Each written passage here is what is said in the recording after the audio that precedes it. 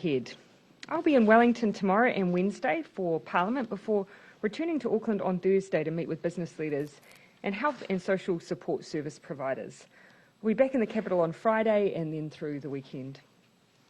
New Zealand will soon move into the Covid-19 protection framework, or as it's otherwise been called, the traffic light system. This week we'll be setting out some of the key information that people, communities and businesses need to ensure that life runs as smoothly as possible once we transition. The hard truth is that Delta is here and it is not going away. And while no country to date has been able to eliminate Delta completely once it's arrived, New Zealand is better positioned than most to tackle it because of our high vaccination rates and the inbuilt safety measures in the traffic light system, like the use of vaccine passes. First up, we'll provide extra guidance to help businesses prepare. Minister Wood will release a toolkit for businesses who choose to make it a requirement for their staff to be vaccinated. Already businesses like in New Zealand and the warehouse have taken this step, so this new assessment tool will help others who wish to keep their workforce and customers safe from the virus. Legislation will be introduced and passed this week to enable this framework and assist businesses. Tomorrow we will also launch the Verifier app for businesses that require proof of a vaccine pass for entry and to operate. While a business will not be mandated to use the Verifier, it is a very handy tool. On Thursday, Ministers Little, Sepuloni and Verrill will set out the end-to-end support someone who gets COVID and those around them will receive in the community. This will include greater levels of testing, more targeted contact tracing, how healthcare in the community will work, something that already there have been initial briefings around, and what social services are available if required. The vast majority of people who get COVID in the future will experience mild to moderate symptoms that won't require hospital-level care. So what matters is that we make sure they get the best care and support they possibly can, from testing through isolation and into recovery. Also this week we'll be releasing detailed sector guidance so business and other organisations can see how they will operate at each level of the traffic light system. The new system is safer and simpler than the alert level framework, with business able to stay open at each level. Guidance will set out how they can operate safely to ensure that can happen. In addition to these announcements, Cabinet is aware businesses are seeking greater certainty around the date of the transition to this next stage in our response so they can prepare for reopening. As you know, we've already stated that our Cabinet meeting on November the 29th will determine which levels of the traffic light system that different parts of the country will move into, and that Auckland will move in at red. Vaccine levels will determine what level the rest of the country moves into. In order to provide further certainty though, Cabinet has decided today that the whole country will move into the new traffic light system at 11:59 p.m. on Thursday the 2nd of December, making Friday the 3rd of December the first day that the traffic light system will be operationalised. That is 11 days from now, and it's important everyone gets prepared. You'll know that we've been long signalling that after the 29th of November meeting that it would be soon after that the country would shift. This date provides the ability for businesses in particular to now plan. The number one thing every New Zealander can do to prepare for the new system is to get vaccinated. If you're due your second shot, get it as soon as possible. Vaccine passes will operate in the traffic light system, and if you aren't fully vaccinated, you'll find you aren't able to access a range of places like bars, gyms and restaurants from December the 3rd, where proof of vaccination will be required. 83% of eligible New Zealanders are fully vaccinated, but nearly 200,000 people, or 4.6% of the eligible population, are more than 3 weeks since their first shot and will start missing out on going to places where passes are required. So to that group, I do urge you to get your second dose and download your pass as soon as possible. For all those people overdue for their second shot, got it today, New Zealand would be 88% fully vaccinated. That will make our transition so much safer. Cabinet has also decided that to ensure the transition to the new system is as smooth as possible and to iron out any issues with the use of vaccine passes in advance of the whole country moving, we will undertake a trial period by allowing hairdressers and barbers in Auckland to open from this Thursday, November the 25th, so long as they require proof of vaccination from customers. This means fully vaccinated Aucklanders can get their haircut so long as they present their My Vaccine Pass. We'll be posting and sending out detailed sector guidance, but in short, hairdressers will need to operate with vaccine passes, take bookings only, so no walk-ins. That means that we can ensure we don't have large amounts of congestion. Staff must also be fully vaccinated, and they must operate broadly as they do under Alert Level 2, which they'll be familiar with staff wearing masks and putting in place 1 metre distancing between chairs. Customers can remove their masks during their cut. Again, familiar settings to all of us from Alert Level 2. We've chosen hairdressers to trial vaccine passes because out of all of the venues still closed, they pose the lowest risk by reopening. There are fewer staff employed. Generally, numbers in the space are constrained by the number of chairs and hairdressers available, and distancing between customers can be easily maintained. I know this will offer some relief for the sector and customers. Most importantly, it offers us a decent trial of the vaccine pass in advance of that date of the 3rd of December. So far, 1.2 million people have already downloaded their vaccine pass, which is great, but I encourage everyone to grab theirs and prepare now for the movement into the new framework.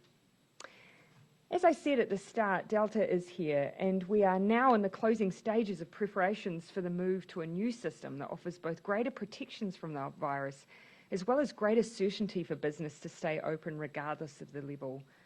I know that there will be some who may have some anxiety about these changes, but I can assure you we will continue to operate in the cautious and careful way that has served us so well right since the start of the pandemic, with our number one priority the protection of lives and livelihoods. But as will be clear from today, we're fast approaching the next phase in our COVID response that delivers more freedoms and recognises the hard work Kiwis have done to get vaccinated. It's based on the values that have served us so well, and I hope gives people the space and confidence they have the summer break that they all so deserve. We're now happy to take questions. Yeah, Jessica. If we were going to move into the level 3.3 system as planned, hospitality would have been included sooner in this group. Why did you just decide to go with hairdressers and not include hospitality this week as well? 2 points. What we've demonstrated is that there is certainty now for businesses so that they will be able to reopen from the 3rd of December.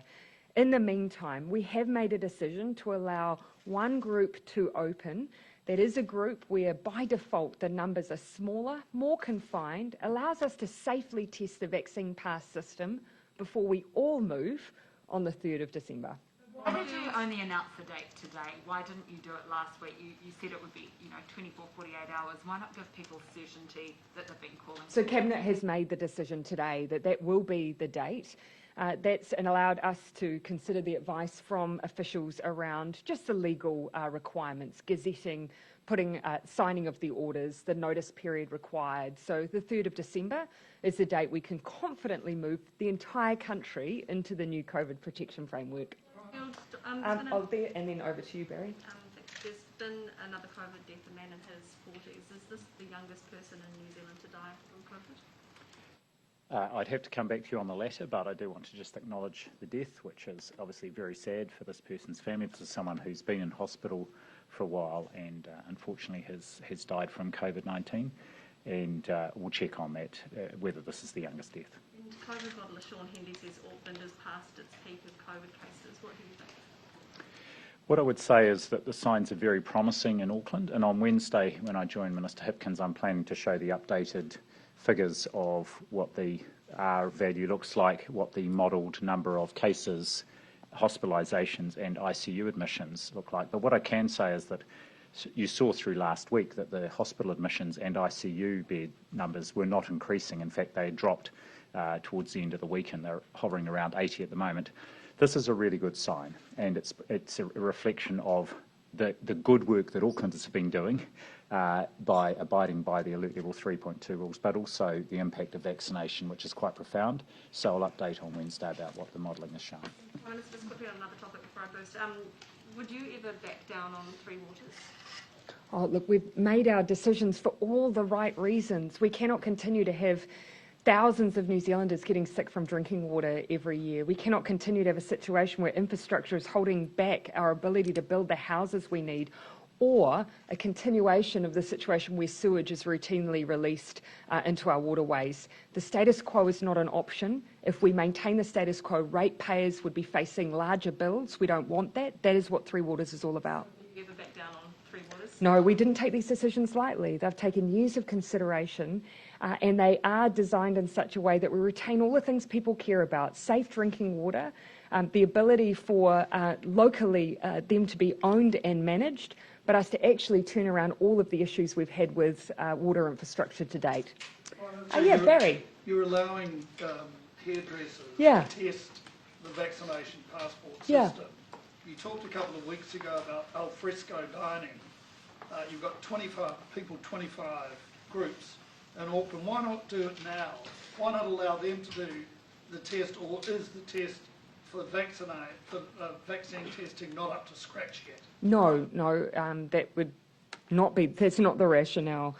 Here we've got an entire sector who are able to undertake this test as a sector, and where we know that actually of all the groups that we're able to open up, this is amongst the lower risk, because the ones that we already have that have not yet reopened are all of hospitality, gyms, a wide range of close personal services.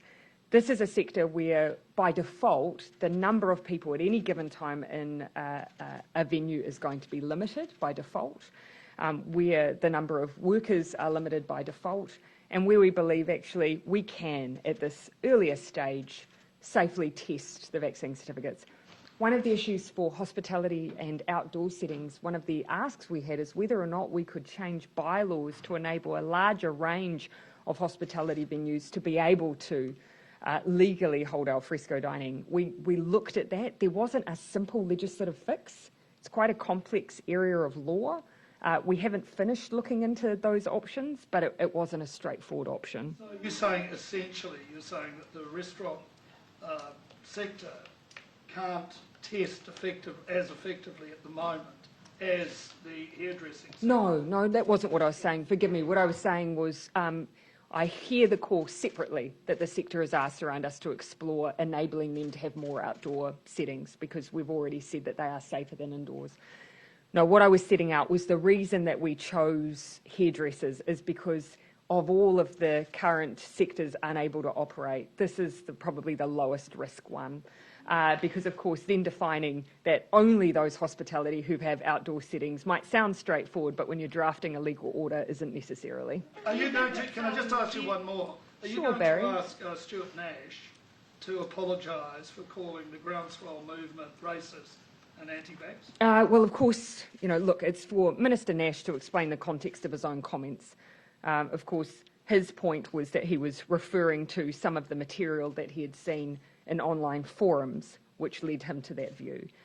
I've said I wouldn't use that language, I wouldn't describe generally an entire group of people in that way, but I'm not going to ask him to apologise for his comments. He's given his context, that's his view. I take a different one. Why don't you ask him to apologise? I've just set out the reason. Sorry? I've just set out the reason. Jane? Do you think it's acceptable that Kainga Order is not evicting some tenants despite police call-outs, prosecutions, violence, no evictions over 3 years, and some pretty bad examples of their behaviour towards neighbours, but Yeah. they are allowed to remain there? Yeah. And look, here we have two roles that we need to take very seriously. Of course, we need to make sure that in a neighbourhood, we're doing everything we can to ensure a neighbourhood and a community is safe, that neighbours aren't duly impacted by behaviour that people would just frankly consider antisocial. The issue we also have, though, is that we are the final provider of housing in many respects. Once you're evicting someone from state housing in that way, there are very few options left. That, should that situation override the right in some case of elderly people? Oh, I hear you on that. And I would caveat what I'm, and as I say, I caveat that with the fact that there is a competing need for us, of course, to make sure that communities are safe, and we have a role to play there as well. As a local MP, I've come across circumstances like this, And we do have to make sure people feel safe. We do have to make sure that people are in our state housing are respecting basic expectations in a community. And, as you say, not terrorise people around them. Change in policy though, because there's no sort of deterrent at the moment. There have been no evictions, so people are carrying on. But so you should will, order actually be yeah. That's not to say that kāinga order will not move people on into more suitable circumstances if there are issues that they identify. So I don't think it's fair to say that there are no interventions. There are interventions, and they should be utilised, particularly if they're causing, concerns in a community and people are feeling vulnerable. I'll let you finish there, Jane. Just last point, the refinery up there closing down.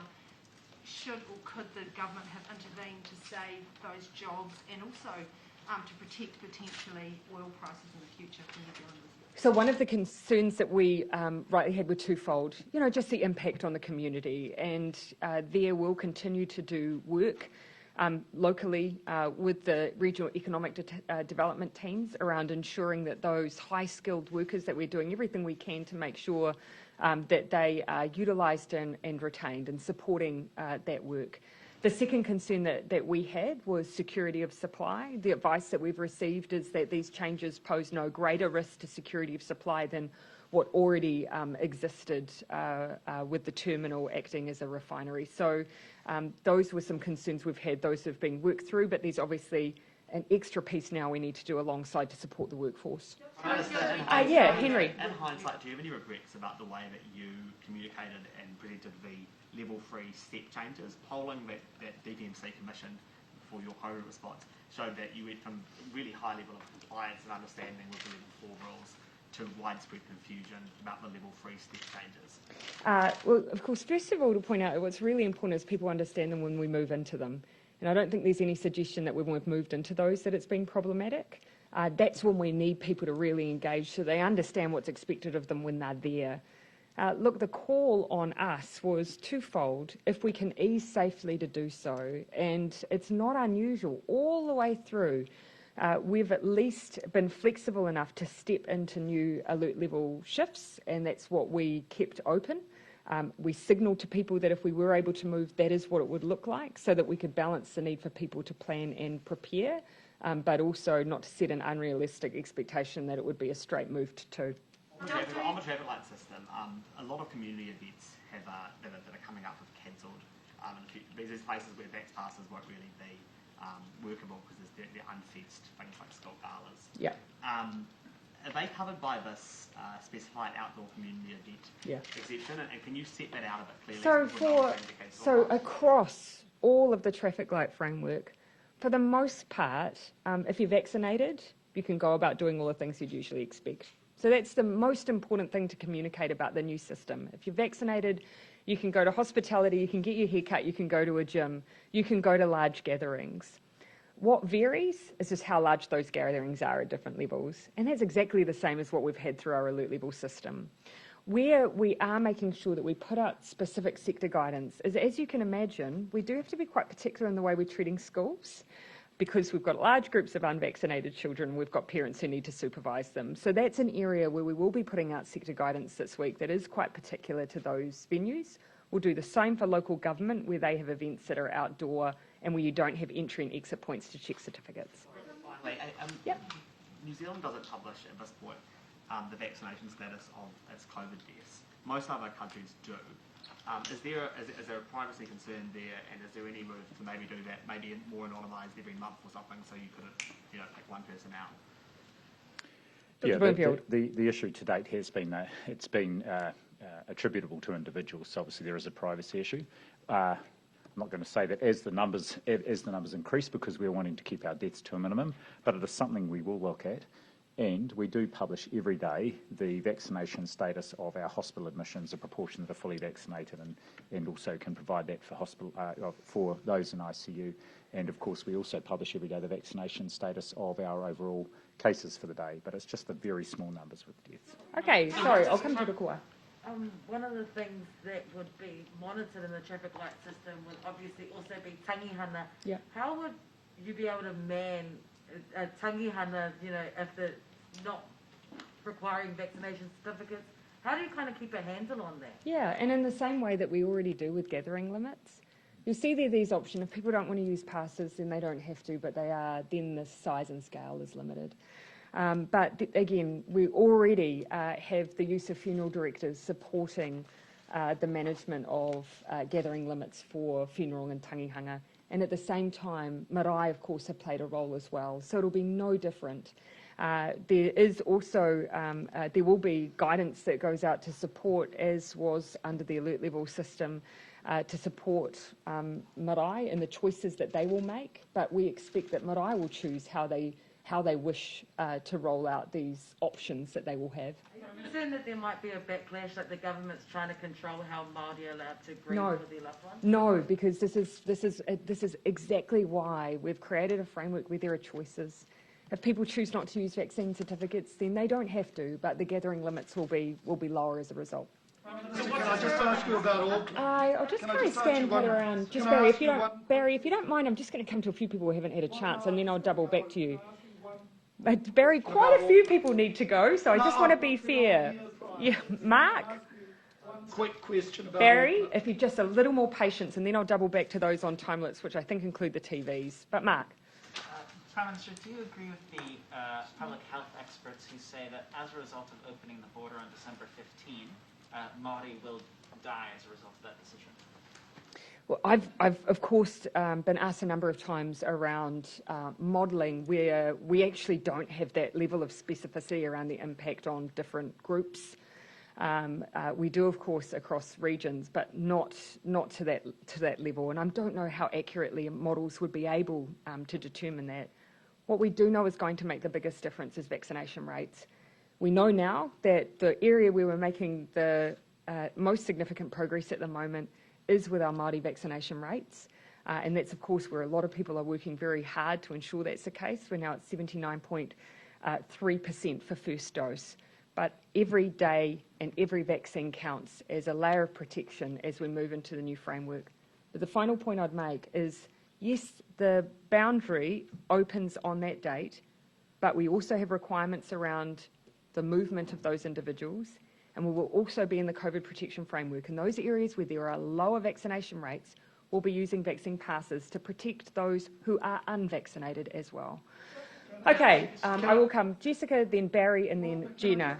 One quick question about Barry, Auckland. TVs are on Auckland. deadlines as well. Jessica, and so did you. Barry, I'm going to ask for a little decorum. Jessica, and then Barry. Jessica? Dr. Bloomfield, when we know that Auckland is going to go to red, so what's your advice around the rest of the country? Is Wellington definitely going to be orange, for example? That's what we're working on, and my understanding is Cabinet will consider that. Of course, the public health advice is one of the inputs. Cabinet's already agreed other criteria to consider as well.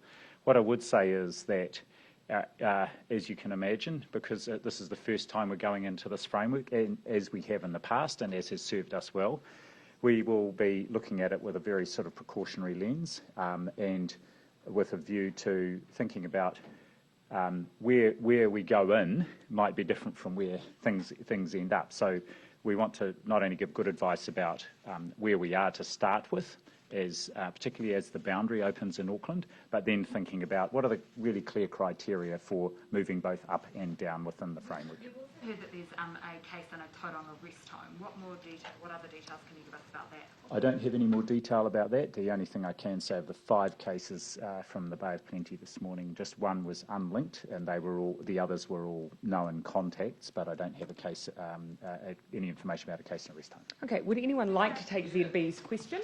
So, it is Jason. Just around your trip to Auckland this week, could you just give us a little bit more information about the places that you'll be visiting? Yeah. You were criticised last time for not going to Everywhere, all at once. Yes. We're just finalising some of that meeting schedule. We'll put it in the media advisory, a bit more detail, but what I am hoping to do in particular is, yes, connect with, again, business representatives, as I did remotely last week, but a bit of a focus for me on social service providers. I haven't had a chance to engage extensively with them in person recently, so that will be one of the elements of the visit. Just on today's decision. What does this mean for the step change level? Does this mean that Auckland will never see level 3.3, or is that still on the table? It means now, plan for the COVID protection framework. You've got certainty on the date, certainty on where we're moving, and certainty that at that point we see everything reopen. So that's what we're steering everyone towards now. To 3.3. Yeah, we're so close to the new COVID protection framework, and that gives far more scope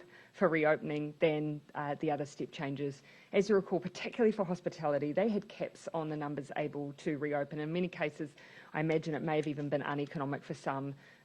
Going into the COVID protection framework gives much more certainty, and that's something they can plan for the future. We don't intend to move from that.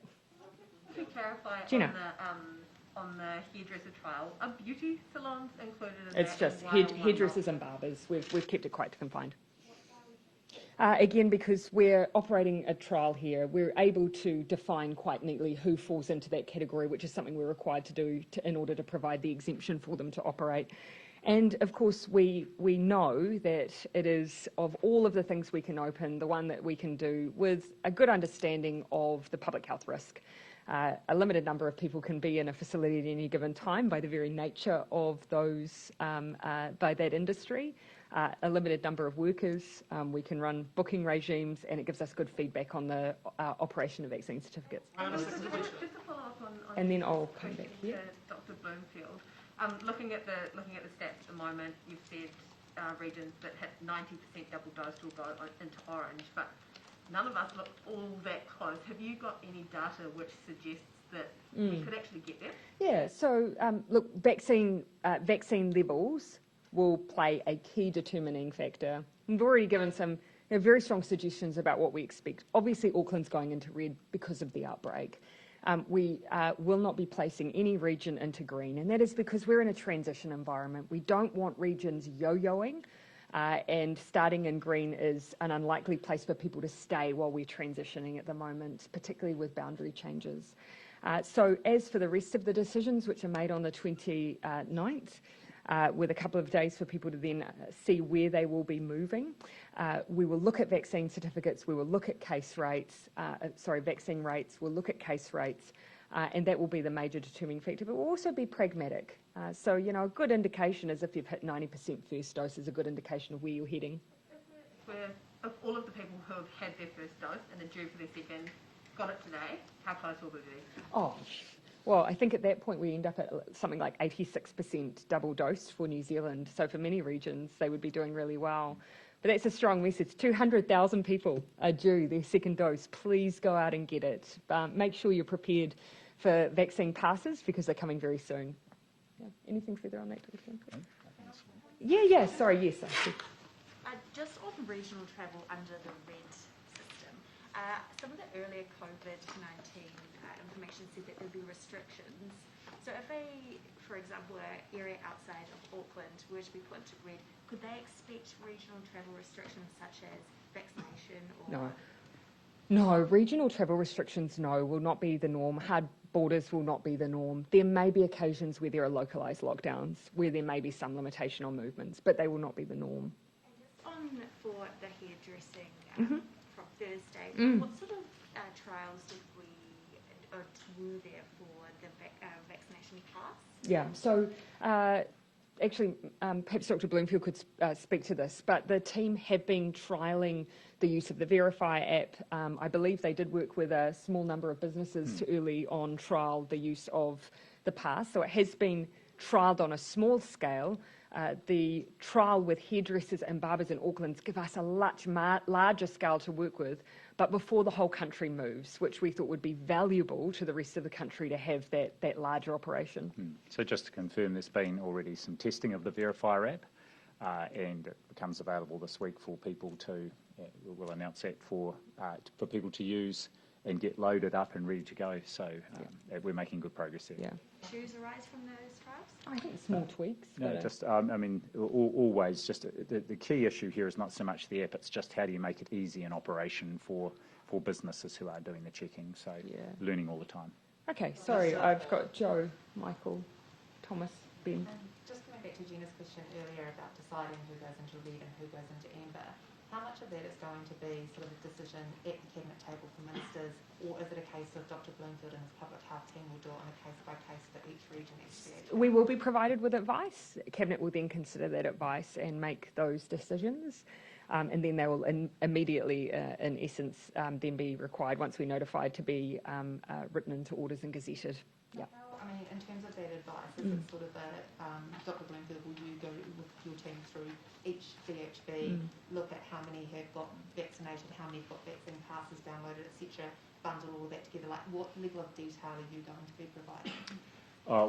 We'll provide our recommendations and some rationale for that, but we will be looking at vaccination rates. We will be looking at an equity dimension to those vaccination rates, in particular vulnerable populations in regions, as the Prime Minister said, whether there are any cases in those regions, and also health system preparedness, which we've got a big piece of work underway on as well. Which will conclude with the orange or red VHB, basically. Correct. Can I also just ask, last week we talked about doing some work around the next move with opening up the border early next year. Has Cabinet had an opportunity today to look at that work, and will there be decisions this week around that? That hasn't been finalised, but I do expect that we'll have decisions shortly. So, with this week likely? I don't want to give you a specific date, but we do anticipate it'll be shortly. We do need to, again, we're wanting to constantly give as much forewarning for planning purposes as we can. We've already, of course, indicated first quarter, though, as you can recall. Yeah. Michael, sorry, I did say Michael and then Thomas, forgive me. Just following Anna's question around travel. We've already seen some communities ask holidaymakers to stay away, citing their vulnerable populations, vaccination rates, access to healthcare. What is your view on that? Should people be staying away from these areas over summer, and will the government be working with these communities if they want to have a localised lockdown? Yeah. So, my message would be that actually we've put in mechanisms to ensure that movement around the country can be as safe as possible. So firstly, we actually as a nation, by that time, will have very high vaccination rates. We also, as an extra layer, in communities where perhaps the resident population, the rate might be lower, we, for instance, would expect that would be an area that would operate in red. And red means that basically if you're unvaccinated, you're unable to go to those higher risk settings.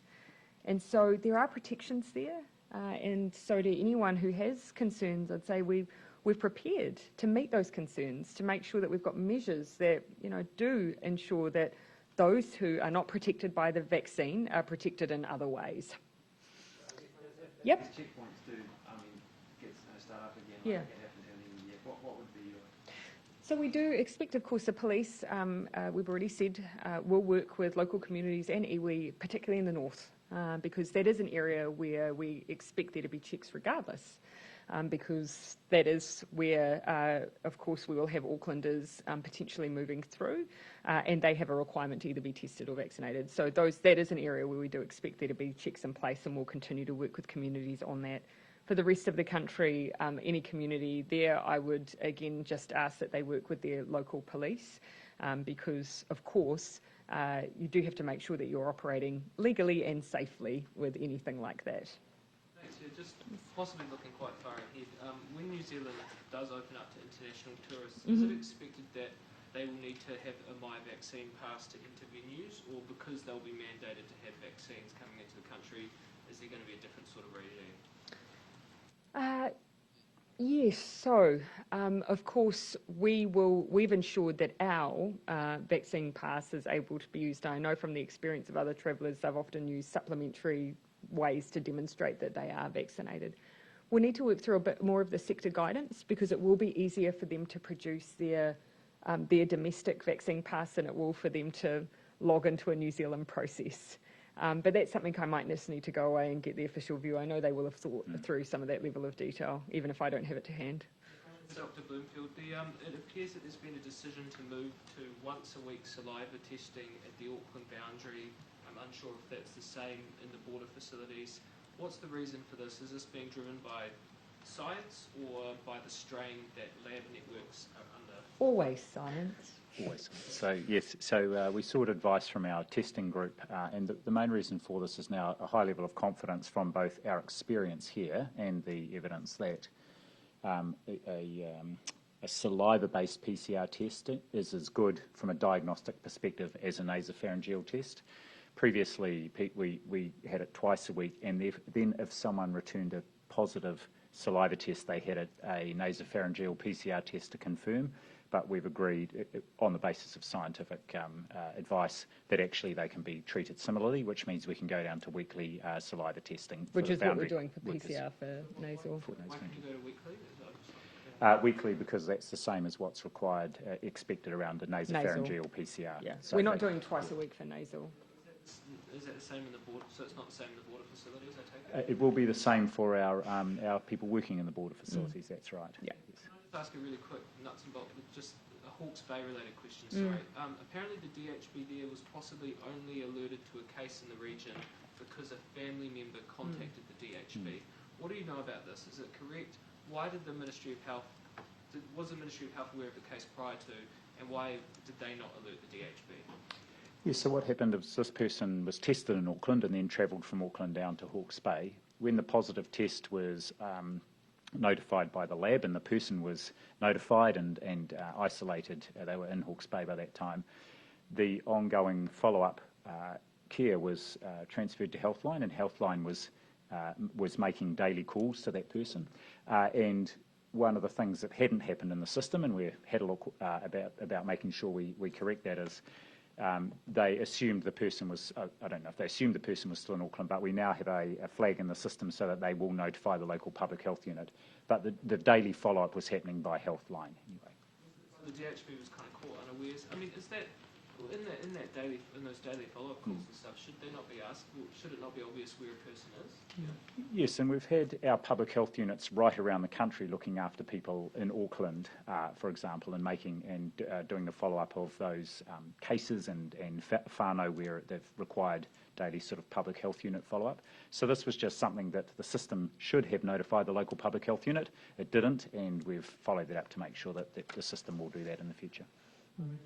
Okay, yes, I did have you, Ben. Sorry, you haven't asked this question before, but can I ask you to be more specific around why the police aren't being mandated to get vaccinations when Andy Costa says he's up for it? Oh, well, no, to actually be fair, all I've indicated it was just that we just haven't concluded decision-making on that yet, but I expect a decision to be communicated on that this week.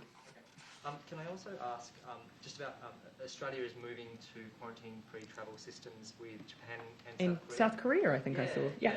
I mean, do you see the benefits of this? Are you keen to do this, sooner than later to re-establish New Zealand to the world? Well, of course, we fully appreciate the importance of us reconnecting safely. We're quite focused on making sure that as we do that the changes we make stick. We don't want the uncertainty for New Zealanders, for businesses and for airlines of changing settings. So that does mean that we will step through our changes very carefully and based on the very strong advice of those experts who have supported every step of our COVID response. I have observed that you've seen overseas there's been openings and then the reimposition of requirements. And I think that does make it very difficult for operators, for travellers and for Kiwis. So that's why we will be careful and deliberate. Just on that, you've made a couple of references to making changes that stick, and I think that's a very laudable goal. Are you making these changes? Sorry, I didn't mean to be funny. No. I just the laudable, yes. Are you making these changes with a view to winter next year? Like a lot of these changes in the resurgences in Europe seem to be because it's winter. Yeah. Can you make changes now or make policy goals now that last the whole of next year? Well, it's a really good point. Yes, we are thinking about winter and we are looking at Europe and what's happening there. And this is where I would point to actually the importance of the COVID protection framework. It doesn't say here's a date where all bets are off and we go back to some kind of normal. It accepts that COVID is around. It's showing that it is still very problematic in some parts of the world. We want a framework that actually can see us through that people will know that actually if we do have outbreaks that are proving problematic and difficult, they'll know what will happen. So we've tried to think ahead. We've tried to think about seasons, actually giving other countries a tough time and how we can prepare for that. Because one of the benefits we have as a country is that the rest of the world is a season ahead and it allows us to plan for that. Just on the legislative... Do you mind if I just take a couple who haven't had one Jason, and then come back to you. So I think I had Bernard, and then I'll come back to you. Prime Minister, on Murupara, Oh, yeah. it has a vaccination rate, this is a full vaccination rate of 38.6%. Yes. Would you be comfortable opening up Auckland on December the 15th and going to the traffic light system, while a place like Murupara has a vaccination rate of less than 50%? Yes, because one of the things that, of course, we'll be considering when we move different parts of the country are vaccination levels in different parts of the country. And so we'll be considering, of course, that will mean we'll consider what happens for that particular region and the settings that they move into. And that means gathering limits and, of course, the use of the vaccine pass. Keeping in mind that actually we have a higher rate of vaccine for those in Auckland who will be moving than in some cases the communities that they might go to. You went there to get the vaccination rates up. Yes. And it's clear there's 800 people who aren't vaccinated. So it's a population of, if I recall correctly, some 12 to 1,500 if I can recall. So a small population, that's correct. We have a situation in that community where a trusted individual has taken a particular, a trusted health professional has taken a particular position on vaccines, which may be contributing to the rates that we're seeing in that community. And that's actually a reason why things like making sure that vaccine passes are used is a way that we can protect the unvaccinated. Do you think that opening up and we'll see Murupara have many cases and deaths? I'm not going to simply assume that that will be the case. As I say, Aucklanders will be sitting on rates close to or over 90% at that point. We'll be requiring them to be tested if they are not vaccinated before they leave. We are putting protection mechanisms in place to ensure the safety of the rest of New Zealand. But at the same time, we are asking people to also be vaccinated, and we're working very hard to make sure they are. Prime Minister, just on the legislative timetable going forward on the traffic light system, the opposition say that basically because of how the timing has aligned, it has to go through the House this week, rushed under urgency, which means that there'd be no select committee process. They're crying foul at the fact that this is undemocratic. What's your response? Oh, well, I would disagree. The COVID protection framework has been publicly available and able to be discussed, debated and considered since October. The very opposition who are choosing to criticise us also have been asking us, of course, to just move arbitrarily. Of course, we've got a process here where there's able to be debate on the framework.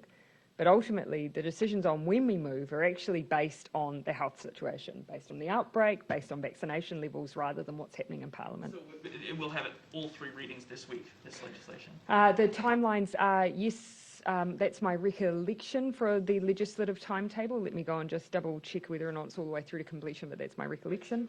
Surely they have a point in the fact that, yes, it's been in the public arena for a long time now, but the nitty-gritty details, the part that politicians have to work through to forge law, really needs to have a more fulsome discussion. Well, of course, I would also argue that this is not too dissimilar. In fact, more time is being available to debate and discuss the COVID protection framework than there was the alert level framework. Even before it was publicly announced, we went out and engaged with different sectors. We've canvassed it and tested it with public health experts and those who are observing what's going on in the international environment. So there has been good engagement around it, and now it is coming before Parliament. I'll come just checking who I've got left, Mark, and then it looks like Janae, and then we'll finish with Joe. Dr. Bloomfield, on the note that Ben brought up, there are a range of countries in Europe that are seeing resurgences of COVID. If you look at Belgium or Holland, they have higher vaccination rates than we do across the full population, and they're going back into lockdowns. What are the lessons that you're taking from this for both summer and for next winter? Yes, indeed. And I had a very useful discussion with Professor Tony Blakely in Melbourne last night. Did our training together. So he had some very useful observations. So a couple of things here. First of all, and this goes to the earlier question about opening the borders, the risk presented by even fully vaccinated travellers coming in, especially if the volume is high, is not trivial. And in fact, if you can imagine in our situation, people travelling in, and if they were self-isolating even in different parts of the country, and there were cases there, and each one of those is in fact seeding another little outbreak, which is different from our current situation. We have most of our cases, of course, well, they're all coming from known cases, and most of those, many of those we can still epidemiologically link. I think the second thing here is Professor Blakely emphasised a lot the impact of waning immunity from the vaccine, and so this is why our booster program is very timely in that we're starting it at that 6-month point in summer, and then we will have had the vast majority of our population would have had that booster before we head into next winter, and likewise we will be placing a great emphasis too on flu vaccination at that point. But you're right, we are watching very closely what is happening in Europe, because there is no doubt that seasonality plays a very important role here in terms of the transmission of the virus. Oh, sorry, Mark, do you want to finish and I'll come to Janae? Thanks. For you, Prime Minister, can you say by December 15 whether Māori in any one DHB area will have hit a 90% double dose rate? Right now, they haven't hit a first dose rate. Unfortunately, Mark, I can't off the top of my head recall the individual vaccine rates in the different DHBs. I do recall that in counties it's higher than the national average, for instance. Yeah. But if you wouldn't mind, I'd rather go away and check the latest Auckland breakdown. is very close. Yeah. They're likely to be there within the next week or so. It is higher in Auckland than the rest of the country, and also the numbers are larger as well. Janae. Prime Minister and Dr. Bloomfield, over this pandemic, you must be getting used to making some pretty massive life and death decisions, which I'm not sure if you fully thought you were signing up for this type of job when you took the positions. But up until now, a lot of the political decisions have actually been aligning with health decisions, and we might be seeing a bit of a shift now, I guess. Oh. I'm just wondering. Are we? That's a contested point. Yes, I'd say that would be a contested point. Sure. Okay. But I'm just wondering if you could explain to us, I guess, the toll that it might take on you making these decisions, and whether that toll feels a little bit heavier now going forward. Oh, sorry, was that for me or Dr. Bloomfield? Both. Would you like to? You go first, Dr. Bloomfield. Yes, the decisions have felt weighty right from the start, and the advice, in my case, the decisions taken by the government. Look, they've felt weighty all the way through, and I guess the challenge now is that we're at this period of transition. I guess the thing that there are two things that I find help keep me as calm as possible. The first thing is we have got access to and the government has listened to, I think, excellent advice from our science community. The second thing is we're going into this next phase in, one could argue, the best possible position. We've got a controlled outbreak, we're going into summer, and we've got high and still increasing vaccination rates, and that is, as good a position as I would have hoped we would be in at this point in the year. Yeah, I would absolutely concur with Dr. Bloomfield. And, I think as much as I can speak on behalf of Cabinet, we've always had, really fulsome advice. We've always had an evidence base that extends beyond our borders. We've been able to look at what's happening in the rest of the world, and we've been able to learn from that. We've also never been afraid to do things differently, and all the way through we have. But it's only been possible through the support of the public as well. And even though this next phase may present a situation where there will be more contested views, where you will hear some voices who might take a perspective that we should operate differently, for the most part, the vast majority of people still can see, relative to the rest of the world, that we're doing really well and that we're making all the decisions in the best interests of New Zealanders. Okay, so Jo. Just coming back to the questions about the areas that have the low vaccination rates, the sort of overwhelming factor seems to be, if you talk to the likes of Shane Ruti, Debbie Ngāti-Ruapeka, who have obviously been on the ground in some remote areas, is access being the issue. I would disagree. A lot of that being roading, people being far away, having to make a call between the petrol price and whether you go to the supermarket or you go and get vaccinated, those sorts of access type issues.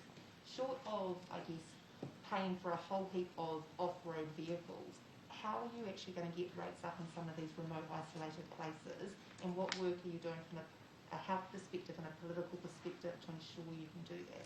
Well, I would actually disagree. We've worked very hard to overcome the access issue. In fact, take the East Coast. When I visited Tairāwhiti just a few days ago, They now have multiple mobile vaccination clinics operating where they have the ability. Previously, they were using horse floats. They're now using camper vans on top of that. Everything that they do is able to be taken into remote parts of the community. And even a population as small as Ruatoria has had multiple vaccination events going up into the region now and will continue to do so. And I've seen that up and down the country. I think, unfortunately, what we're coming up against now is where it previously may have been access, it's moving now more to issues of hesitancy. Now, that doesn't mean it can't be overcome, but it takes multiple efforts. We can't just go once, and we can't just go once to vaccinate. We have to go in first to be available with information, with trusted providers, and be willing to go back and follow up. That's the challenge now. Sorry, can I just stop on that? That seems really unfair to someone like Shane, who's been out on the ground for weeks on end, and that's the message that he's hearing. For you to say, who's not out there doing that, to say that what he is saying is absolutely incorrect. Well, also what he's saying is contesting what we're hearing from some of the providers. Actually, I don't take my view just from what I've seen. I take it from the likes of Minister Penny Henare, who's been on a constant road trip for a number of days now, up and down the country. He's been in Northland, he's been in Tairāwhiti, he's been across the country in areas where access otherwise might be an issue. We know, of course, and we've seen already, the additional funding that's been distributed has gone into long-term mobile clinics to be able to access otherwise rural and remote areas. And I have been to Northland, and yes, it's not my home and I don't live there, but I have spoken to providers there and heard what they are doing around remote access. I've spoken to the Hokianga Hauora. I've been to Kawaka and seen the mobile clinics operating there. Rugby clubs they have clinics at. I can see a lot of work on the ground. So access is no longer an issue in your mind, it's hesitancy and anti-vaccine. No, I think, look, so access can mean that it's harder to have those repeat engagements that are becoming necessary. So as much as that impacts it, but I don't think it's fair to say that there are parts of the country that we're just not reaching. I know that huge effort's gone into that. If it's an isolation and access. Okay, I might then just finish, Henry, and then Bernard, you can be my last. If it is an isolation and access issues, then how do you explain the fact that highly correlated with lower vaxxed areas is A, isolation, and B, deprivation? That poorer people and more isolated communities are far more likely to be less vaccinated I just think than it's, those in urban areas. I just think it's overly... So are poor people more likely to be hesitant? I think all I'm arguing is it's overly simplified just to say that there hasn't been access. For instance, you know, I know that there's been multiple clinics in Murupara. That is a remote community, but there have been multiple clinics, drive-through opportunities, but there is more at play there, and it'll be different in different communities, but there are some contributing factors. But again, you framed it, I would never ever say that this is it's not an excuse, they're just challenges that we all have to work hard to try and overcome. Bernard, we'll finish with you. Prime Minister, in Europe, Austria has decided to mandate vaccination for everyone. Yes. Do you think there's ever a situation where New Zealand might have to go there? No. That is just not something we would do. Okay, thank you everyone.